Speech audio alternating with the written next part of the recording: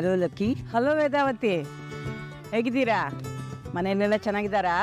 ಇಲ್ಲ, ಏನೂ ಚೆನ್ನಾಗಿಲ್ಲ ಲಕ್ಕಿ. ಯಾಕೆ, ಏನಾಯ್ತು? ವೇದ ಜೀವನನ ಎಲ್ಲರೂ ಸೇರ್ಕೊಂಡು ಬೀದಿಗೆ ತಂದ್ಬಿಟ್ರು.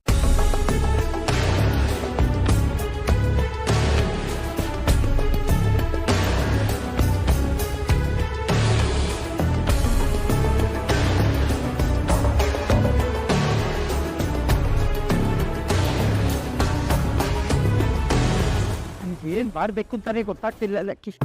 ಮತ್ತೆ ನಾನು ಅವತ್ ಮನೆಗೆ ಬಂದಾಗ ಏನು ಹಾಗೆ ಇಲ್ಲ ಅನ್ನೋ ತರ ನಡ್ಕೊಡ್ರಲ್ಲ ಎಲ್ರು ಸೇರಿ ನಿಮಗೆ ಮೋಸ ಮಾಡಿದ್ದಾರೆ. ಆಯ್ತು, ನೀವು ಬಂದಾಗ ಅವಳು ವಿಕ್ರಮ್ ಮನೆಗೆ ಹೋಗಿದ್ರು ಅಂತ ಬಹಳ ದಿನಗಳಾದ್ಮೇಲೆ ನನ್ಗೆ ಗೊತ್ತಾಗಿದ್ದು.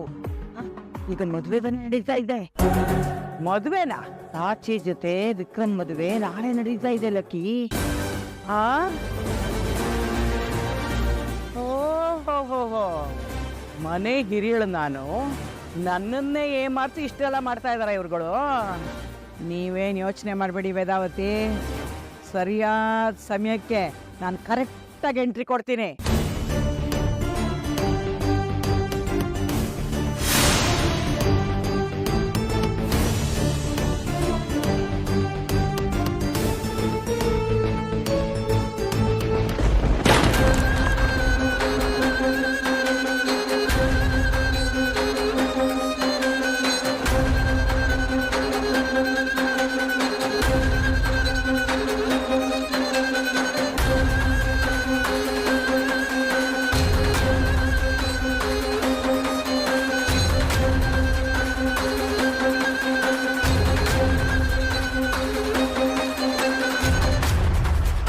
ವಿಕ್ರಮ್, ಲಕ್ಕಿ ಬಂದ್ರು.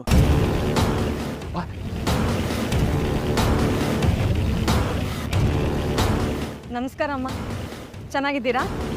ಯಾವಾಗ ಬಂದ್ರಿ ಅಮ್ಮ? ಹೇಳ್ತಾ ಸ್ವಲ್ಪ ಮಾತಾಡೋದಿತ್ತು. ಈ ಕಡೆ ಬಮ್ಮ. ಅಮ್ಮ, ನಿಮ್ಮ ಕೋಪ ನನಗೆ ಅರ್ಥ ಆಗುತ್ತೆ. ಲಕ್ಕಿ ಬನ್ನಿ, ರಂಪರಾಮಾಯಣ ಎಲ್ಲ ಏನು ಬೇಡ. ಏನೇ ಅಂದೆ? ಬಾಯಿ ಮುಚ್ಕೊಂಡಿದ್ರೆ ಹಸ್ತಿರೋ ಸಿಂಹನ ಕೆಣಕಬಾರ್ದು. ನಾನು ರಂಪ ರಾಮಾಯಣ ಮಾಡಕ್ ಬಂದಿದ್ದೀನಾ? ಮೆಂಚುಳಿ, ಬಾರೆ ಇಲ್ಲಿ, ಬಾರೆ ಇಲ್ಲಿ. ಇನ್ನೊಂದು ದೊಡ್ಡವ್ರ ಮಾತಿನಲ್ಲಿ ಬಾಯಿ ಹಾಕದೆ ಅಂದ್ರೆ ನಿನ್ನ ನಾಲ್ಗೆ ಹೊರಗೆಳ್ದು ಸೀಳ್ಬಿಡ್ತೀನಿ.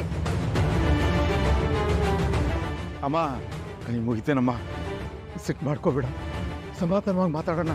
ಸ್ವಲ್ಪ ಈ ಕಡೆ ಬಾಮ. ಸರಿ ಸರಿ ಆಯ್ತು, ನಡೀರಿ. ಸುಧಾ, ನೀನೇನು ಯೋಚನೆ ಮಾಡ್ಬಿಡ್ರಿ, ನಾನು ನಮ್ಮನ್ನ ಹತ್ರ ಮಾತಾಡ್ತೀನಿ. ಬಂದೇ ಇಲ್ಲ.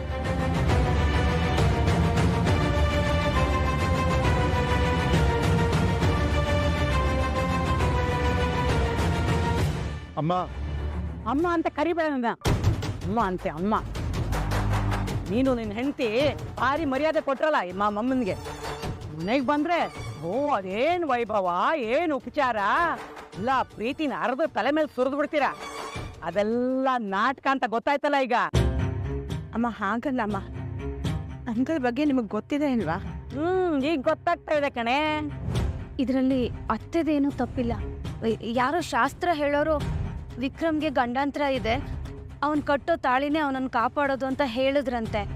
ಅದಕ್ಕೆ ಅತ್ತೆ. ಅದ್ಯಾವನೇ ಅವನು ತಗಡು, ಎಲ್ಲಿದ್ದಾನೆ ಹೇಳೋ, ಅವನ್ಗೆ ಎತ್ಕೆ ಅಡುಗ್ಬಿಡ್ತೀನಿ. ಅಮ್ಮ, ಆ ಶಾಸ್ತ್ರದವರು ಶೈಲು ಕಡೆಯವರು, ಅವ್ರು ಏನ್ ಹೇಳಿದ್ರು ನಡೆಯುತ್ತೆ ಅಂತ ಇವಳೇ ನನಗೆ ಹೇಳಿದ್ರು. ಈ ನಿನ್ ಮುದ್ದಿನ ಸೊಸೆದು ದಿನಕ್ಕೆ 4 ಸಲ ಕಾಲು ಒತ್ತಿದ್ರೆ ಮನೆ ಉದ್ಧಾರ ಆಗತ್ತೆ ಅಂದ್ರೆ ಒತ್ತು ಬಿಡ್ತೀಯಾ? ಸಂಪ್ರದಾಯ, ಸದಾಚಾರ, ನೇಮ, ನಿಷ್ಠೆ ಎಲ್ಲ ಮುಖ್ಯನೇ, ಆದ್ರೆ ಅದು ಶುದ್ಧವಾಗಿದ್ರೆ ಮಾತ್ರ. ಅವ್ರು ಹೇಳಿದ್ದೆ ನಿಜ ಅಂದ್ಕೊಂಡ್ರು ವೇದ ಕುತ್ತಿಯಲ್ಲಿ ಈ ಅಯೋಗ್ಯ ಕಟ್ಟಿ ತಾಳಿನ ಇದೆಯಲ್ಲ, ಮತ್ತ್ಯಾಕೆ ಈ ಡೋಲು ದಿಬ್ಬಣ ಮೋಜು ಮಸ್ತಿ ಎಲ್ಲ? ನಾವು ಅದನ್ನೇ ಪದೇ ಪದೇ ಹೇಳಿ ನೋಡಿದೀವಿ ಲಕ್ಕಿ. ಆದ್ರೆ ಈ ನಿನ್ನಮ್ಮ ಕೇಳಲಿಲ್ಲ ಅಲ್ವಾ? ತಾಯಿ ಆದವ್ರಿಗೆ ಮಗನ ಬಗ್ಗೆ ಚಿಂತೆ ಇರೋದು ತಪ್ಪಲಕ್ಕಿ. ನೀನ್ ಬೇಡ ಅಂತಾನೆ ವೇದ ಮನೆ ಬಿಟ್ಟು ಹೊರಟ ಮೇಲೆ ನಾವು ತಾನೇ ಏನ್ ಮಾಡಕ್ಕಾಗತ್ತೆ? ವೇದ ಮನೆ ಬಿಟ್ಟು ಹೋದ್ಲಾ? ಎಲ್ಲಿ ನನ್ನ ಮುಖ ನೋಡ್ಕೊಂಡು ಹೇಳು. ವೇದ ಮನೆ ಬಿಟ್ಟು ಹೋದ್ಲಾ ಇಲ್ಲ ಈ ಹುಚ್ಚ ಅಗ್ರಿಮೆಂಟ್ ಬರ್ಸ್ಕೊಂಡು ಅವಳನ್ನ ಮನೆಯಿಂದ ಓಡಿಸಿದ್ನ? ಈ ಹುಚ್ಚನಿಗಂತೂ ಬುದ್ಧಿ ಇಲ್ಲ. ಅಮ್ಮ ಹೇಳಿದ್ನೆಲ್ಲ ಅಯ್ಯಪ್ಪ ನೀರು ಮುಡಿತಾರ ತಲೆ ಮೇಲೆ ಹೊತ್ಕೊಂಡು ತಿರುಗ್ತಾನೆ. ನಿನಗಾರು ಬುದ್ಧಿ ಬಿಡದನೋ ಜಗ್ಗ? ಆಗಿದ್ದಾಗೋಯ್ತು. ಈಗ ಇದನ್ನೆಲ್ಲ ಹೇಗೆ ಸರಿಪಡಿಸ್ಬೇಕು ಅನ್ನೋದ್ರ ಬಗ್ಗೆ ಗಮನ ಹರಿಸಿ. ಅಮ್ಮ, ಸರಿಪಡಿಸೋದು ಅಂದ್ರೆ? ಮದುವೆ ಕ್ಯಾನ್ಸಲ್.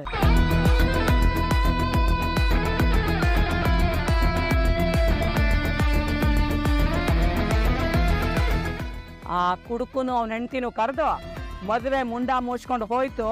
ಅದೇನು ಖರ್ಚು ಮಾಡಿದಿರೋ ಹೇಳಿ ಕೊಡ್ತೀವಿ ಅಂತ ಹೇಳಿ ಕೊಟ್ಟು ಕಳಿಸ್ಬಿಡಿ. ಅಲ್ಲಮ್ಮ, ಇನ್ನೊಂದು ಗಂಟೆಲಿ ಮದುವೆ ಮುಹೂರ್ತ ಇಟ್ಕೊಂಡು ಈಗ ಕ್ಯಾನ್ಸಲ್ ಮಾಡಿದ್ರೆ ತಪ್ಪಾಗುತ್ತಮ್ಮ. ಅಮ್ಮ, ತಪ್ಪೆಲ್ಲ ನಂದೆ. ನಾನೇ ಹುಡ್ಕೊಂಡು ಹೋಗಿ ಅವ್ರ ಮನೆ ಬಾಗಿಲಿಗೆ ಹೋಗಿ ಸಾಕ್ಷಿ ಮದುವೆ ಮಾಡಿಕೊಡಿ ಅಂತ ಕೇಳ್ಕೊಂಡಿದ್ದಕ್ಕೆ ಪಾಪ ಅವ್ರು ದೊಡ್ಡ ಮನ್ಸು ಮಾಡಿ ಒಪ್ಕೊಂಡ್ರು. ಅಲ್ಲಮ್ಮ, ಹೀಗೆ ಕಾಯಕಿ ಮದುವೆ ಕ್ಯಾನ್ಸಲ್ ಮಾಡಿದ್ರೆ ಪಾಪ ಸಾಕ್ಷಿ ಭವಿಷ್ಯ ಏನಾಗಬೇಕು? ಹಸೆ ಮನೆ ಮೇಲೆ ಮದ್ವೆ ನಿಂತ್ರೆ ಆಮೇಲೆ ಅವಳ ಯಾರು ಮದ್ವೆ ಮಾಡ್ಕೋತಾರೆ ಲಕ್ಕಿ? ನಿನ್ ಗಂಡನಿಗೆ ಮಾಡಿಸು.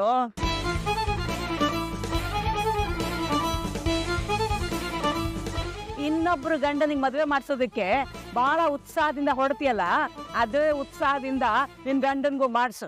ನಾನಂತೂ ಇನ್ನೊಂದು ಮದುವೆ ಆಗಲ್ಲಪ್ಪ. ಇವಳ ಜೊತೆ ಹೇಗಿಯಾಗಿನೇ ಸಾಕಾಗೋಗಿದೆ. ಅಂದರೆ ಚಾನ್ಸ್ ಸಿಕ್ಕರೆ ಆಗ್ಬಿಡ್ತೀಯ ಅನ್ನೋ. ಸುಮ್ಮನೆ ಇರೋಣ, ನೀನು ಬೇರೆ.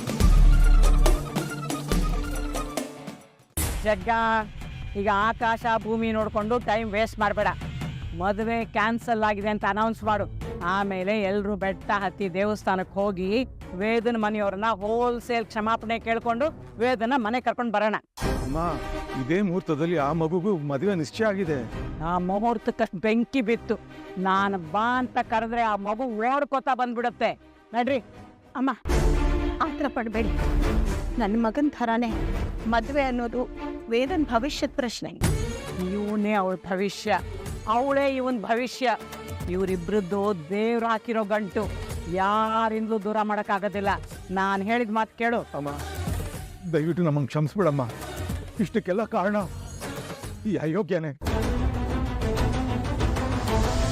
ಅಮ್ಮ, ಇಷ್ಟೆಲ್ಲ ನಡೆದ ಮೇಲೆ ಸ್ವಯಂ ಸತ್ಯಮೂರ್ತಿಗಳೇ ದೊಡ್ಡ ಮನಸ್ಸು ಮಾಡಿ ವೇದಾನ ನಿಮ್ಮ ಮನೆ ಕರ್ಕೊಂಡು ಹೋಗಿ ಅಂತ ಹೇಳಿದ್ರು. ಆದರೆ ಇವನು ಒಪ್ಪಲಿಲ್ಲ ಅಮ್ಮ. ಪಾಪ ಅವ್ರ ತನ ಏನು ಮಾಡ್ತಾರೆ? ಅವ್ರ ಮಗಳ ಬಗ್ಗೆ ಅವ್ರಿಗೆ ಆಸೆ ಆಕಾಂಕ್ಷೆಗಳಿರಲ್ವಾ? ಅವ್ರ ಭವಿಷ್ಯದ ಬಗ್ಗೆ ಚಿಂತೆ ಇರಲ್ವಾ? ಅದಕ್ಕೆ ಎಲ್ಲ ಚೆನ್ನಾಗಿ ಯೋಚನೆ ಮಾಡಿ ಈಗ ವೇದಾಗೆ ಇನ್ನೊಂದು ಮದುವೆ ನಿಶ್ಚಯ ಮಾಡಿದಾರಮ್ಮ. ಈ ಸಮಯದಲ್ಲಿ ನಾವು ಹೋಗಿ ನಮಗೆ ವೇದ ಬೇಕು ಅಂತ ಕೇಳಿದ್ರೆ ಇದು ಅತಿರೇಕದ ಪರಮಾವಧಿ ಆಗಲ್ವಾ? ಅವ್ರು ಬರೋ ಕೆಂಡದಂತ ಕೋಪಕ್ಕೆ ನಮ್ಮನ್ನು ಕೊಂದೇ ಹಾಕ್ಬಿಡ್ತಾರೆ. ಅಮ್ಮ, ಕಾಲ ಮೀರ್ ಹೋಗಿದೆ. ದಯವಿಟ್ಟು ವರ್ತಮಾನನ ಅರ್ಥ ಮಾಡ್ಕೊಳ್ಳಿ. ಅದೆಲ್ಲ ಆಗಲ್ಲ ಅಮ್ಮ. ಇದು ನನ್ನ ಮರ್ಯಾದೆ ಪ್ರಶ್ನೆ. ಈ ಮದುವೆ ನಿಂತರೆ ಇನ್ನು ಯಾವ ಕಾಲಕ್ಕೂ ನಾವು ಯಾರಿಗೂ ಮುಖ ತೋರಿಸೋ ಪರಿಸ್ಥಿತಿಯಲ್ಲಿ ಇರಲ್ಲ. ದಯವಿಟ್ಟು ಅರ್ಥ ಮಾಡ್ಕೋ, ಸಮಾಧಾನ ಮಾಡ್ಕೋ.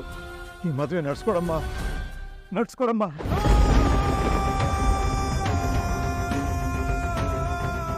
ಅಮ್ಮ, ನಮಗೆ ಕ್ಷಮಿಸ್ಬಿಡಿ. ಮದುವೆ ಮುರಿಯಕ್ಕೆ ಹೋಗ್ಬೇಡಿಪ್ಪ. ನನ್ನನ್ನು ನಿಮ್ ಗುಂಡ್ರು ಗೋಬಿ ಗುಂಪಿ ಸೇರಿಸ್ಬಿಟ್ರಾ? ಅಯ್ಯೋ ದೇವ್ರೇ, ಇದನ್ನೆಲ್ಲ ನೋಡೋ ಬದಲಿಗೆ ನನ್ನ ಪ್ರಾಣನಾರು ತಗೋಬಾರ್ದಿತ್ತೆ. ಆಯ್ತಾಯ್ತು ಹೇಳಿ. ನಾನು ಈ ಮದುವೆ ನಿಲ್ಸಲ್ಲ.